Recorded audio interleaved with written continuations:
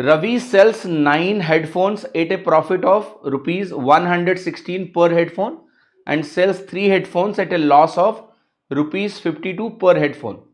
If the total percentage profit on all the headphones sold is 8%, तो cost price क्या होगी पर headphone की? तो गुड क्वेश्चन है, आसानी से होगा, परेशान नहीं होना है। देखो 9 हेडफोन में जो आपको प्रॉफिट हो रहा है वो 116 का हो रहा है, इसलिए मैं प्लस 116 लिख रहा हूं। 3 हेडफोन में आपको लॉस हो रहा है कितना? 52 रुपए पर हेडफोन का। अच्छा, अगर मैं नेट निकालूं तो क्या मुझे प्रॉफिट अमाउंट मिल जाएगा टोटल का? यस। और अगर मान लिया मैं एवरेज निकालूं तो क्या मुझे एक आइटम पर ऑन एन एवरेज होने वाला प्रॉफिट मिल जाएगा रुपए में? यस। तो अब कुल मिला के मुझे इनका औसत निकालना है। अब अगर मुझे इनका औसत निकालना है बेटा, तो एवरेज निकालने के लिए सबसे पहली बात यह ध्यान रखना कि क्वांटिटीज इंपॉर्टेंट नहीं होती हैं, क्वांटिटी रेशियो इंपॉर्टेंट होता है। तो आप ये 9:3 को सीधे 3 × 9 3, 3 × 9 लिख सकते हो। तो ये बन जाएगा आपका 3:1। अब मैं इसको सॉल्व करूंगा तो 116 × 3, वो जो फॉर्मूला होता है ना, A1W1 plus A2W2 divided by W1 plus W2, ये वेटेड एवरेज का फॉर्मूला होता है। अगर मैं ये अप्लाई करूंगा तो पर क्वांटिटी मुझे प्रॉफिट अमाउंट मिल जाएगा रुपीज में, या लॉस अमाउंट जो भी नेट आएगा।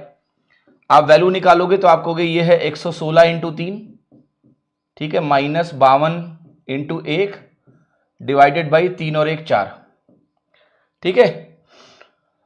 4 से सीधा काट दो, 4 दूनी 8, 4 9 36 और 4 से हो गया 13, तो ये हो गया 87 - 13, और 87 - 13 कितना होता है? 74 रुपीज।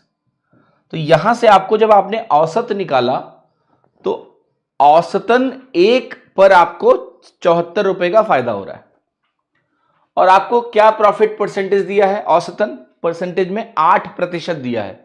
तो आप कह सकते हो कि ये जो 8% है सीपी का, क्योंकि प्रॉफिट सीपी पे ही होगा, वो वैल्यू आपकी 74 रुपए के बराबर है। यहां से आपको सीपी की वैल्यू अगर निकालनी है तो 100% निकालना होगा। तो 100% कैसे निकलेगा? 74 × 100/8 करने से। That's your answer. डिवाइड कर लेते हैं तो यह है 74 100/8, 8 × 9 72 बनेगा, और फिर 200/8 बना, 200/8 25 होता है, तो 925 रुपए आपका आंसर हो गया, विच इज ऑप्शन सी। ठीक है।